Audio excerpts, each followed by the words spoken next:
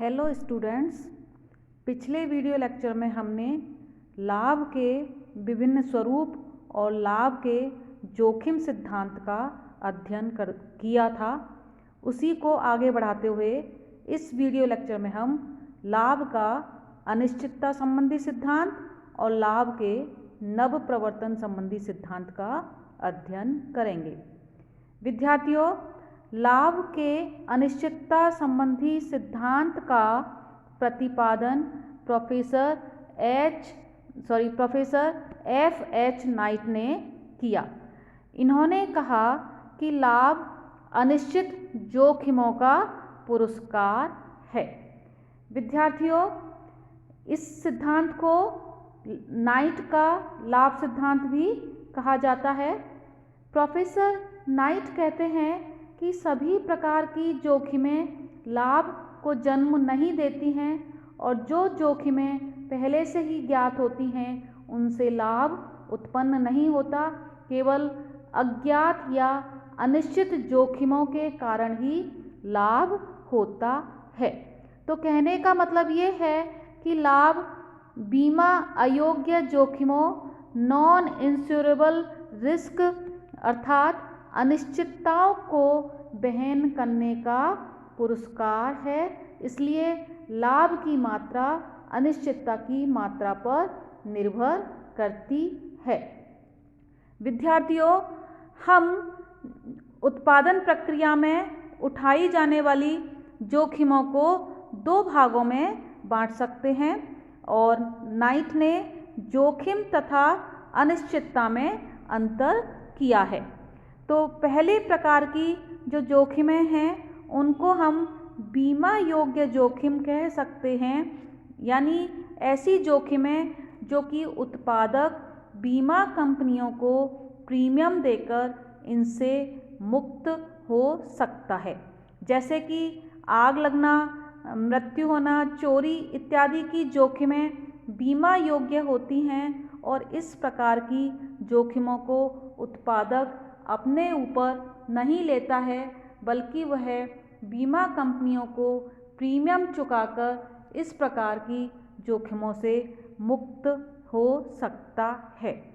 विद्यार्थियों, दूसरी प्रकार की जोखिम जो हैं वह अबीमा योग्य जोखिम होती हैं, जिनको कि एक उत्पादक को उठाना ही पड़ता है और इन बीमा अयोग्य जोखिमों में अनिश्चितता पाई जाती है। विद्यार्थियों, एक उत्पादक के लिए जो अनिश्चितता होती है उसका संबंध पूर्ति की मात्रा, उपभोक्ताओं की आवश्यकता, उपभोक्ताओं के पास उपलब्ध क्रय शक्ति या वस्तु की मांग से संबंधित जोखिमें होती हैं और ये अबीमा योग्य जोखिमें हैं जिनका बीमा कराया नहीं जा सकता। विद्यार्थियों, जो अबीमा योग्य जोखिमें हैं उनमें हम ये ले सकते हैं कि जैसे जनसंख्या में परिवर्तन हो जाएं, कच्चे माल के स्रोतों में परिवर्तन हो जाएं या तकनीकी परिवर्तन हो जाएं जिसके परिणाम स्वरूप जो उत्पादन की पद्धति पुरानी हो जाए, तो इस प्रकार की स्थितियों से उत्पादक की जोखिम बढ़ जाती है। और हम जानते हैं कि एक जो गतिशील अर्थव्यवस्था है, यानी जो डायनामिक इकोनॉमी है, उसमें इस प्रकार के परिवर्तन निरंतर होते रहते हैं और इसी अनिश्चितता के लिए उत्पादक को आवश्यक प्रतिफल दिया जाना चाहिए, उद्यमी को आवश्यक प्रतिफल मिलना चाहिए। तो नाइट ने जो अबीमा योग्य जोखिमें हैं उनको मुख्य रूप से इन जोखिमों के रूप में हम देख सकते हैं, जैसे प्रतियोगिता की जोखिमें। कहने का मतलब ये है कि किसी उद्यम में, किसी व्यवसाय में नए उद्यमकर्ताओं के प्रवेश या नई फर्मों के प्रवेश के कारण प्रतिस्पर्धात्मकता ज़्यादा बढ़ सकती है, या जो तकनीकी जोखिमें हो सकती हैं व्यवसाय में, जिसका मतलब है कि नई मशीनों का आविष्कार या नए प्रयोगों के कारण हो सकता है कि एक उत्पादक से दूसरा उत्पादक बेहतरीन तकनीक अपना ले और जो वर्तमान में उत्पादक है या उसकी तकनीक अप्रचलित या पुरानी तकनीक हो जाए, जिससे उसकी लागत और लाभ पर असर पड़ सकते हैं। इसी प्रकार सरकारी नीतियों से संबंधित जोखिमें हो सकती हैं। सरकारी हस्तक्षेप के कारण उद्योग के लाभ प्रभावित हो सकते हैं।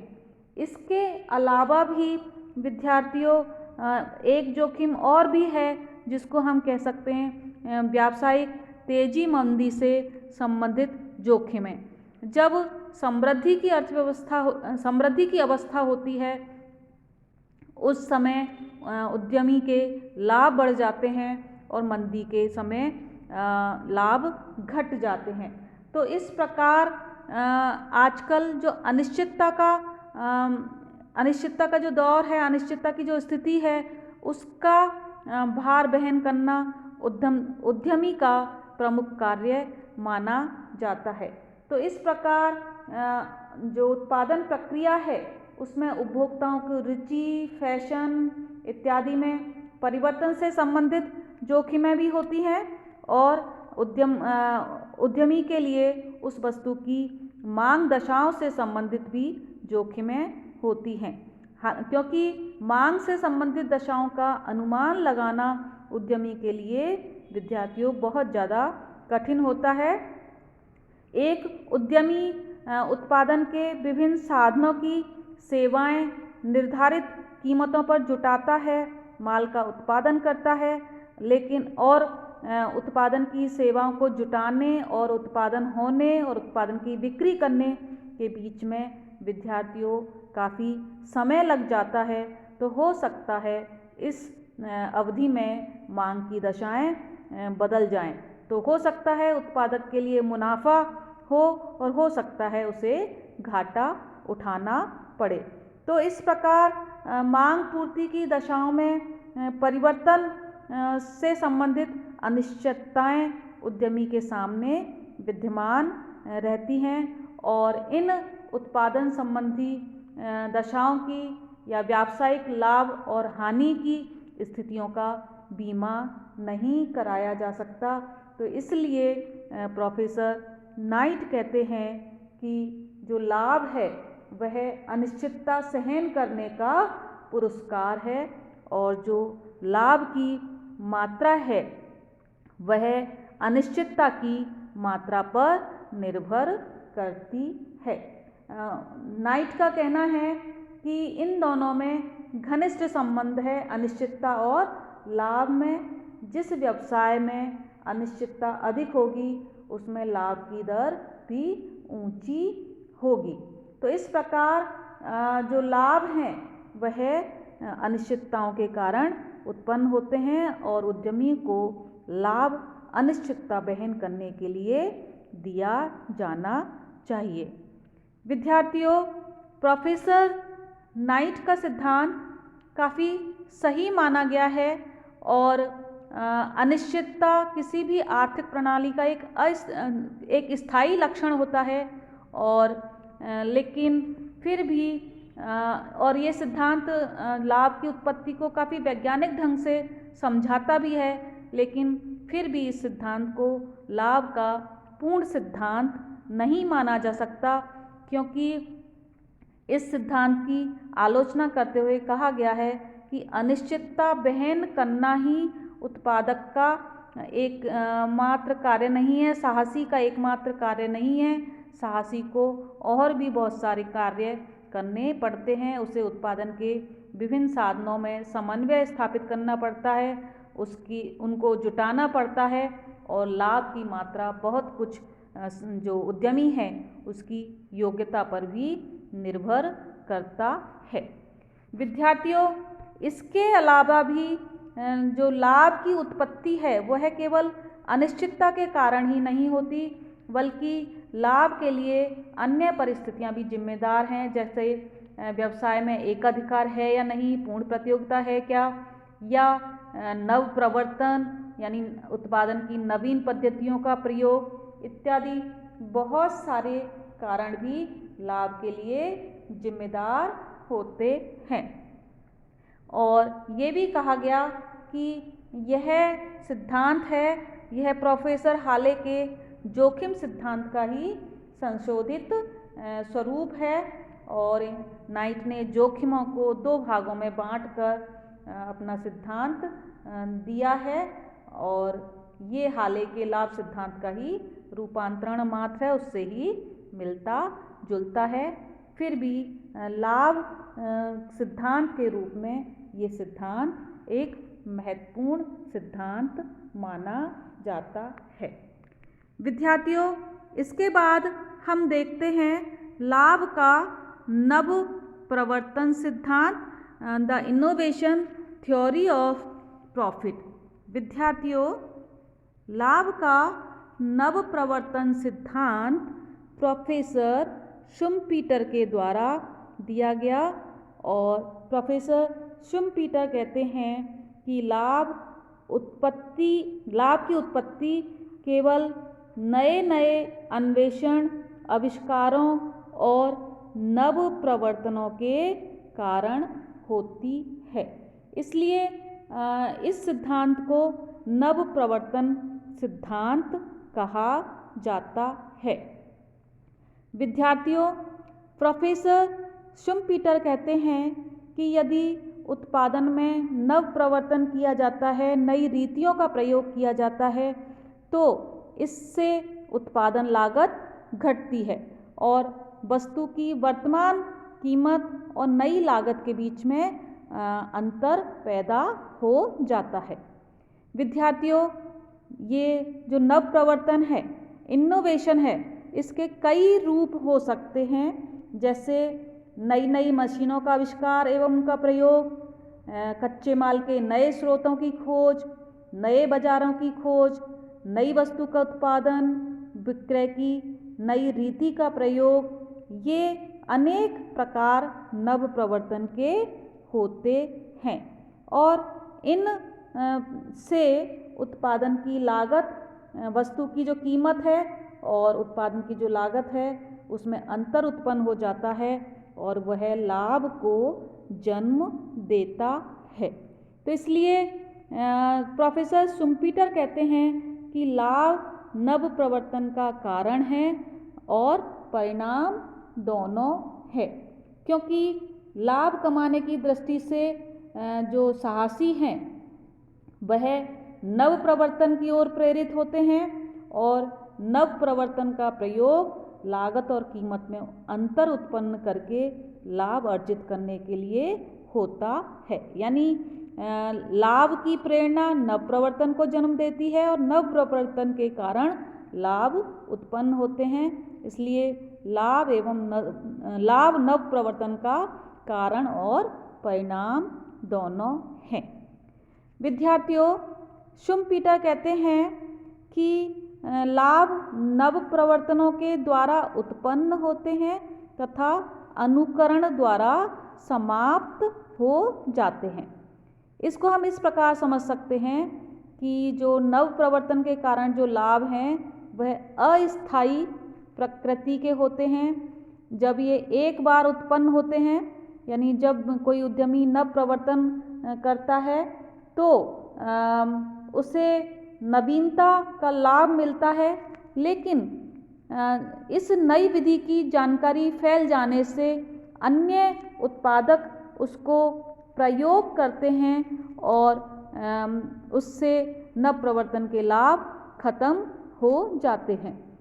कहने का मतलब ये है कि क्योंकि नव प्रवर्तन का प्रयोग सभी उत्पादकों के द्वारा किया जाने पर उसमें कोई नवीनता नहीं रहती, तो नव प्रवर्तन के लाभ समाप्त होने लगते हैं, लेकिन लाभ की प्रेरणा नए नव प्रवर्तनों को जन्म देती है। तो कहने का मतलब ये है कि नव प्रवर्तन या उत्पादन में नई तकनीक, नए कच्चे माल के नए स्रोत, नई उत्पादन विधि, इन सब का निरंतर क्रम चलता रहता है और पुराने नव प्रवर्तनों के स्थान पर नवीन नव प्रवर्तन आते रहते हैं और अर्थव्यवस्था में लाभ बना रहता है। तो इस प्रकार शुम्पीटर मानते हैं कि उद्यमकर्ता का जो प्रमुख कार्य है वह नव प्रवर्तन का कार्य है और नव प्रवर्तन को उत्पादन प्रक्रिया में प्रयोग करने का कार्य है। तो शुम्पीटर कहते हैं कि लाभ नव प्रवर्तनों के विचारकों या उसके वित्तीय सहायकों को प्राप्त नहीं होता, बल्कि इसके प्रयोगकर्ताओं को प्राप्त करता है और नव प्रवर्तन का जो प्रयोग है उसका प्रयोग उद्यमी उत्पादन प्रक्रिया में करता है और लाभ इसी की बदौलत उद्यमी को प्राप्त होता है। तो विद्यार्थियों, ये लाभ का नव प्रवर्तन सिद्धांत है और जो शुम्पीटर हैं अर्थशास्त्री, वह अर्थव्यवस्था में जो नव प्रवर्तन है उसको लाभ के लिए जिम्मेदार मानते हैं। लेकिन यह सिद्धांत भी आलोचनाओं से मुक्त नहीं है, क्योंकि यह सिद्धांत लाभ में जोखिम तथा अनिश्चितता के महत्व की उपेक्षा करता है। और दूसरी बात ये कि सभी उद्यमकर्ताओं को व्यवसाय में बने रहने के लिए लाभ प्राप्त होना जरूरी है, जबकि सभी जो उद्यमी हैं नव प्रवर्तन नहीं कर पाते हैं। तो यह सिद्धांत भी लाभ की उत्पत्ति के एक भाग को ही समझाता है। तो इस प्रकार ये सिद्धांत भी पूर्ण नहीं है, लेकिन फिर भी लाभ की उत्पत्ति के बारे में महत्वपूर्ण है कि लाभ उद्यमी को क्यों दिया जाना चाहिए, क्यों लाभ उद्यमी के लिए जरूरी है उत्पादन प्रक्रिया में बनाए रखने के लिए। तो विद्यार्थियों, हमने इन 2 वीडियोज में लाभ के इन 3 सिद्धांतों को देखा है। जोखिम संबंधी सिद्धांत, नव प्रवर्तन संबंधी सिद्धांत और लाभ का अनिश्चितता संबंधी सिद्धांत। तो मैं समझती हूँ आपको ये तीनों सिद्धांत और लाभ की प्रकृति, लाभ के विभिन्न स्वरूप समझ में आ गए होंगे। अभी के लिए इतना ही पर्याप्त है। Thank you.